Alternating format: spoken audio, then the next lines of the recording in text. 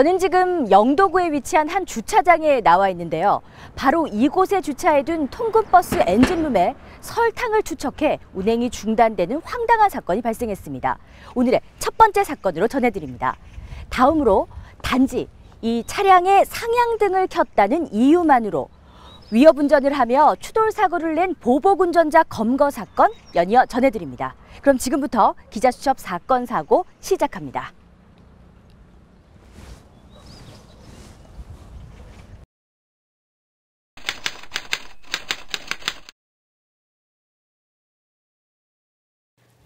영도구에 위치한 조선소 통근버스 주차장에 한 남성이 자전거를 타고 안으로 들어갑니다. 이 남성은 6대의 통근버스 엔진오일 주입구에 설탕을 1kg씩 붓고 달아났습니다. 차에 이상을 느낀 운전기사가 엔진룸을 열어 설탕을 확인했고 경찰에 신고했습니다. CCTV 분석을 통해 검거된 남성은 68살 배모 씨로 경찰 조사 결과 배 씨는 회사에 재취업을 요구했다 거절당하자 홧김에 범행을 저지른 것으로 드러났습니다. 이 사건으로 통근버스가 멈춰서면서 직원 200여 명이 출근을 하지 못했고 배 씨는 재물손괴와 업무방해 혐의로 불구속 입건됐습니다.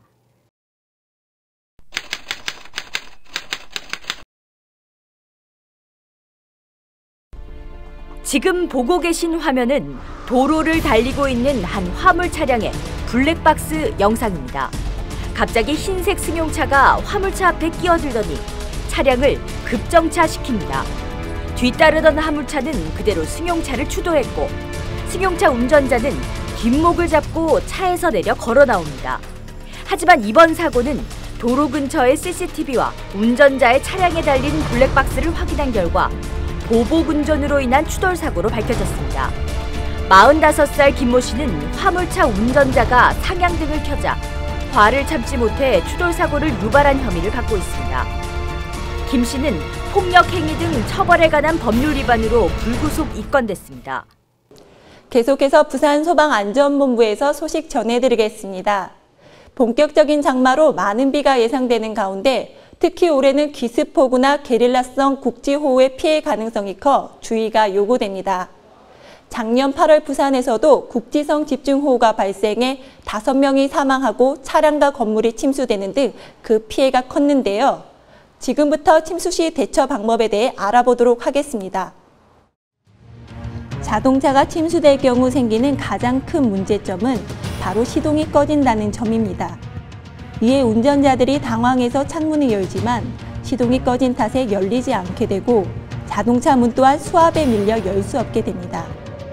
이 경우 차 안으로 물이 차오를 때까지 기다려 차 안과 밖의 수위가 비슷해질 때 문을 열어 탈출해야 합니다.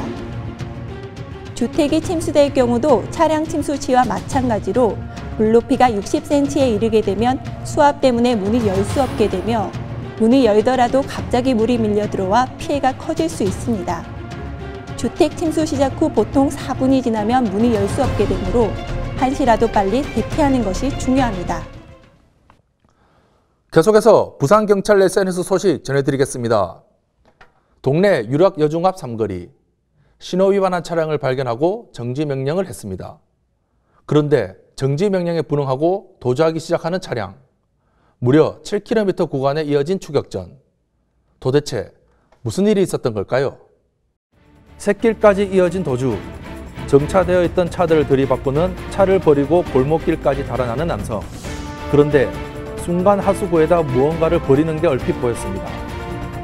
빼꼼히 들여다보니 아니 웬 필통 속에서 발견된 마약과 주사기. 평화롭기만 했던 대낮에 벌어진 갑작스런 추격전.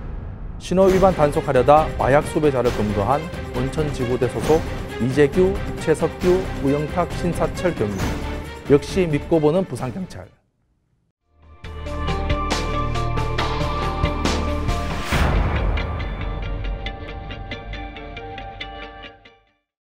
지금 시청한 프로그램을 다시 보고 싶다면 리모컨의 빨간 버튼만 누르면 끝!